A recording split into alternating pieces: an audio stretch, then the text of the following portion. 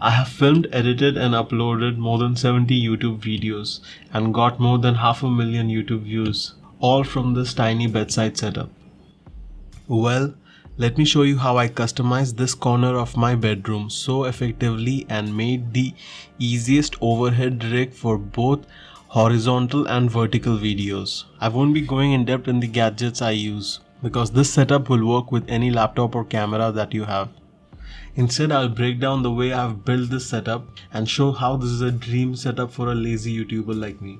Ever since I started uploading YouTube shorts, I needed an overhead rig to film my gadget reviews. I even used an empty storage room as a studio for a few days, but the pain of packing all the gear and going downstairs to the studio every day was so exhausting.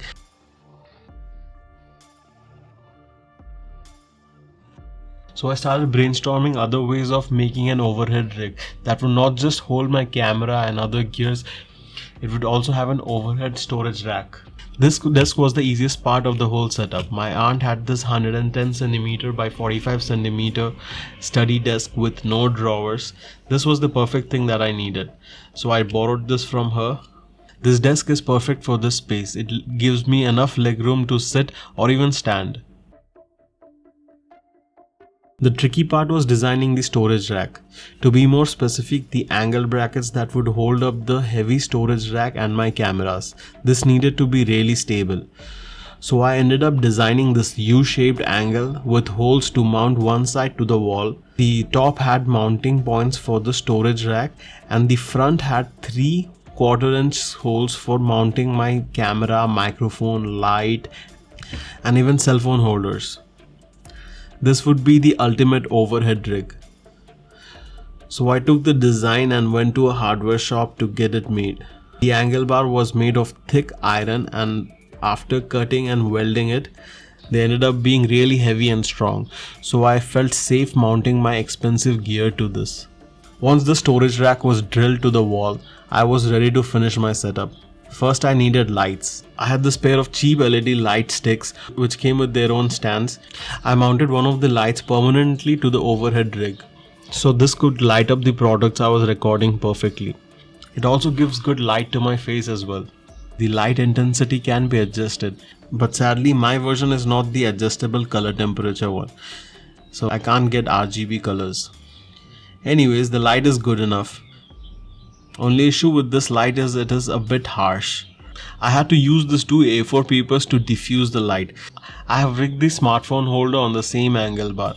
This is set up in such a way that whenever I need to film a vertical video for shorts or reels, all I need to do is stand here, pull out my phone, turn on the light and adjust it, hit record and grab the gadget I need to film.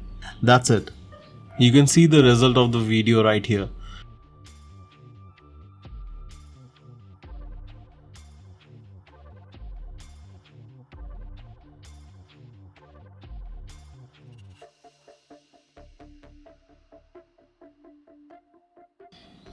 As I'm done filming, I stop recording, turn off the light and walk away with my phone.